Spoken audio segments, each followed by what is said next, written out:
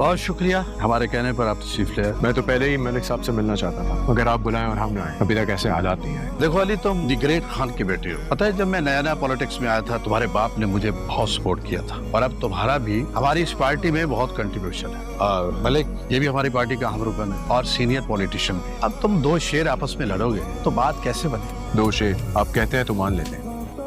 वैसे अगर दो शेर ही आपस में लड़ पड़े तो जंगल के बाकी जानवर बादशाहत का ऐलान कर देते हैं, और वही हो रहा है। एलिया पे हमला किसने किया ये जानना बहुत जरूरी है, क्योंकि अगर मैं उस वक्त वहाँ ना होता तो हम यहाँ बैठ के बात ना कर रहे होते, बल्कि मलिक साहब की बहन की फातिहा पढ़ रहे होते। तुम वहाँ कैसे नहीं होते? तुम्ही ने तो करवाया ये सब, और खुद ही मेरी बहन को बचाकर हमारी आंखों में धूल झोंकी है तुमने। कोई बेवकूफ ही होगा जो किसी अंधे की आंख में धूल झोंकेगा। देख रहे हैं आप इसका अंदाज और इसकी बात। फिर आप कह रहे थे कि इससे हाथ मिलाऊं, इससे हाथ मिलाऊं मैं। किस्मत वाले हो के हाथ मिलाने का मौका मिल रहा है, वरना जो मेरे गिरबान की तरफ बढ़े मैं उसके हाथ काट देता हूँ। अली, अली रिलैक्स। कई बार बोला है, फैक्ट्री की जमीन की तरफ नजर मत डालें। उस जगह की कीमत नहीं अहमियत है मेरी नजर में। जितने पैसे तो मैं सबके खैरात में निकाल देता हूँ, अगर इन्हें भी चाहिए तो ये बता सकते हैं।